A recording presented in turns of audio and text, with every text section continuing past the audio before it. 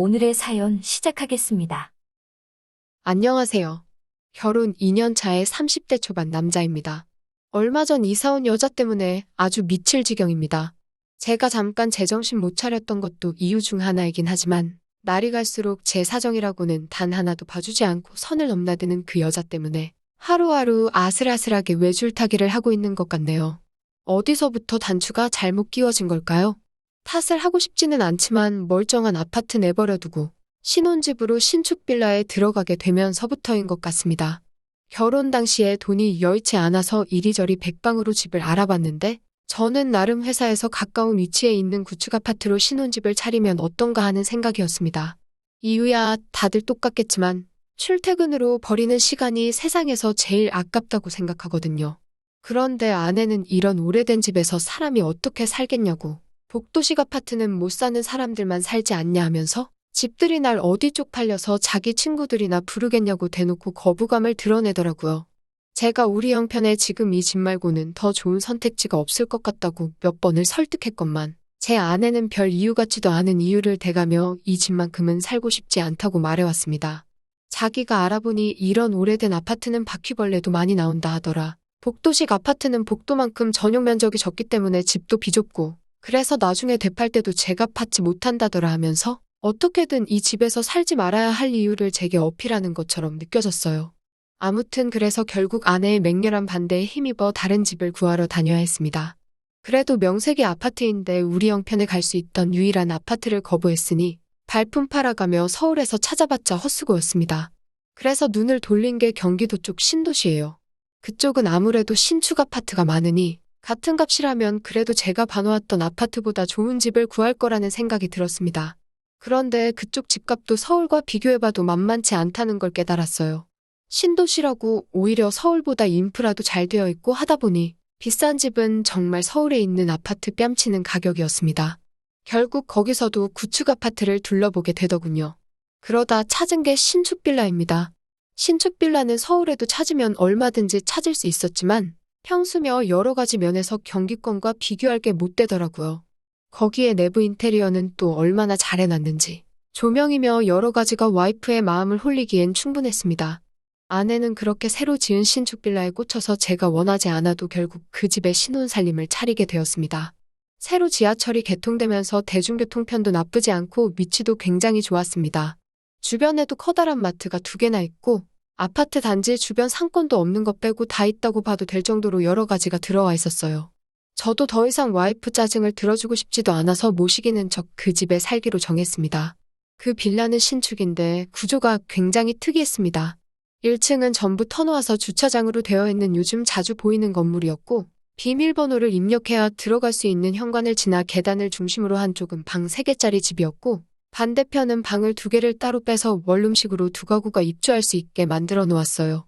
4층짜리 빌라의 모든 세대를 가족들이 거주할 수 있게 만든 것보다 주변 상권이나 대중교통을 목적으로 원룸으로 월세를 주는 방식으로 이득을 최적화한 구조라고 볼 수 있었습니다.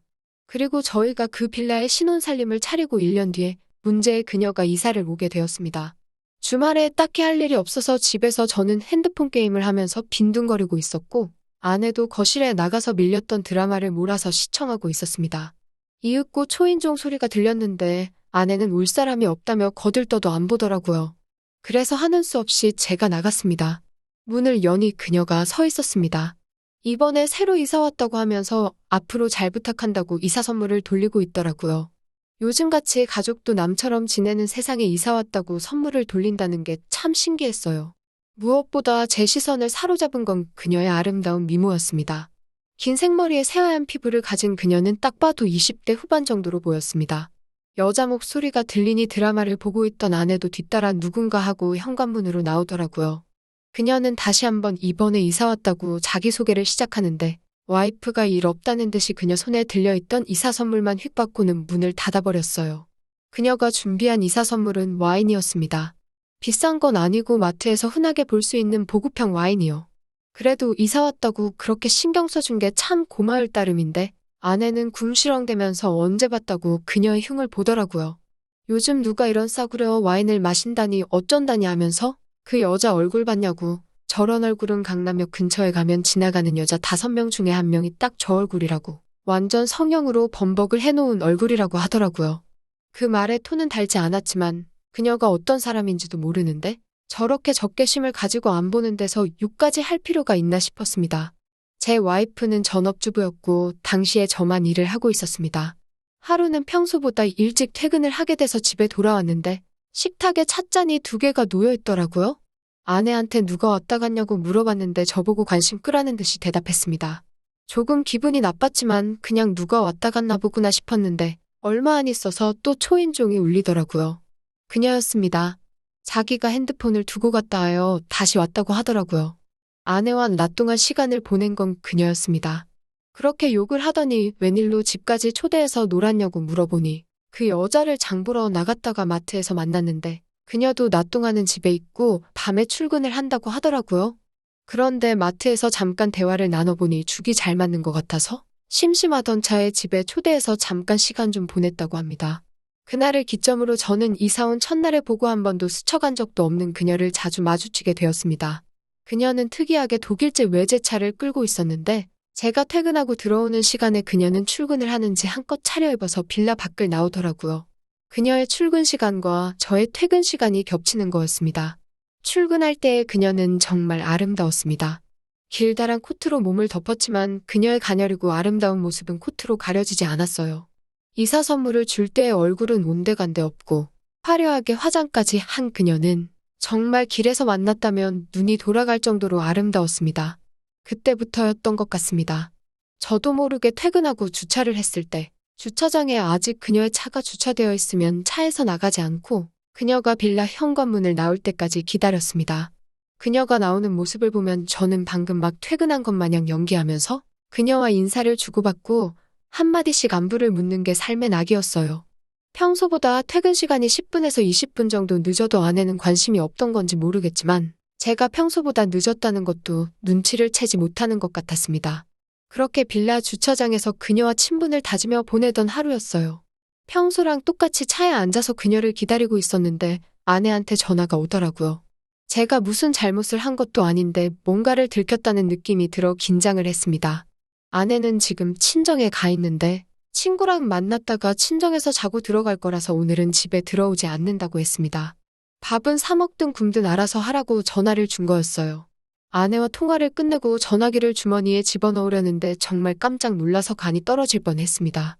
옆집 사는 그녀가 자동차 창문에 바짝 붙어서는 제가 뭘 하는지 보고 있더라고요. 머쓱하게 차에서 나와서 이제 출근하시냐고? 저는 이제 퇴근한다고 평소처럼 이야기를 했는데 그녀가 누구랑 전화한 거냐며 묻더라고요.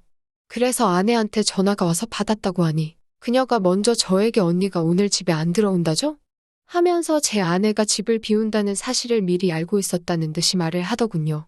어떻게 알았냐 했더니 오늘 낮에 제 아내랑 같이 시간을 보냈는데 그때 오늘 아내가 외출 계획이 있던 걸 알게 되었다고 설명하더군요.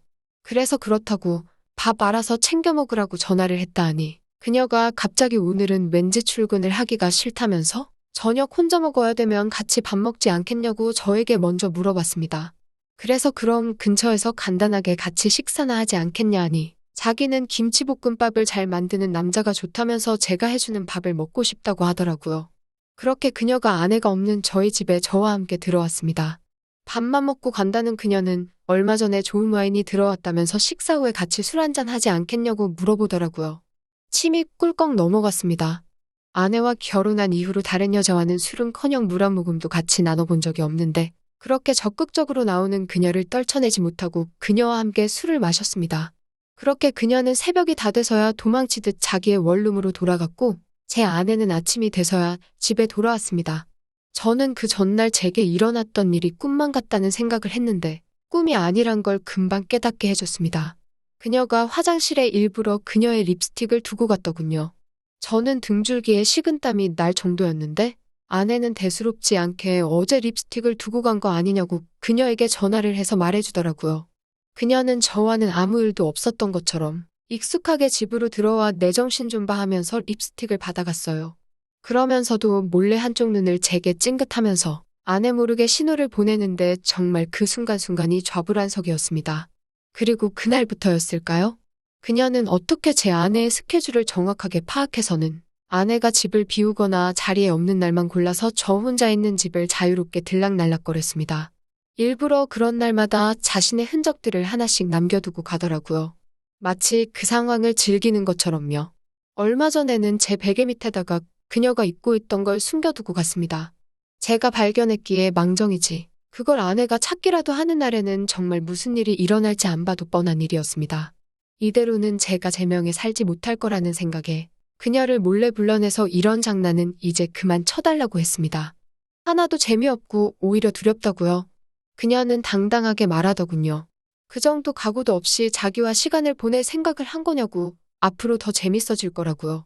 솔직히 그녀가 제정신이 아니란 생각을 했을 때는 이미 너무 늦었습니다.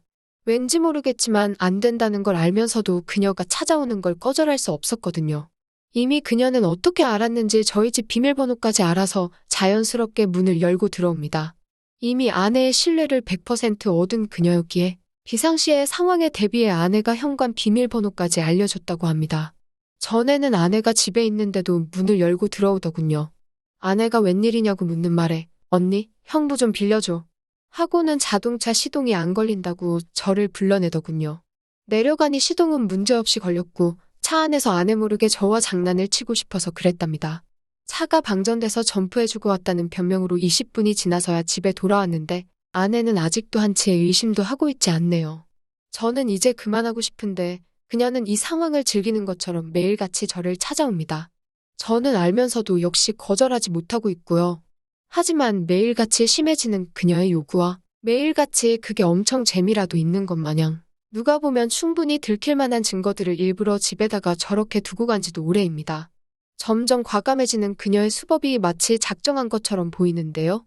이젠 그만하고 싶다고 말하고 싶지만 그녀의 연락에 다시 마음 한구석이 두근거리기 시작하니 저도 참 몹쓸 사람인 것 같나 싶기도 하세요. 아무튼 이 여자를 어떻게 길들여야 할지 고민입니다. 한편으로는 들킬까 너무 걱정돼 그만하고 싶은 마음이 더 크네요. 아무튼 제 이야기는 여기서 마치도록 하겠습니다. 감사드립니다. 또 찾아주셔서 감사합니다. 매일 새롭고 흥미로운 사연으로 찾아뵙겠습니다. 구독과 좋아요 잊지 마시고 다음 사연으로 다시 찾아뵙겠습니다. 감사합니다.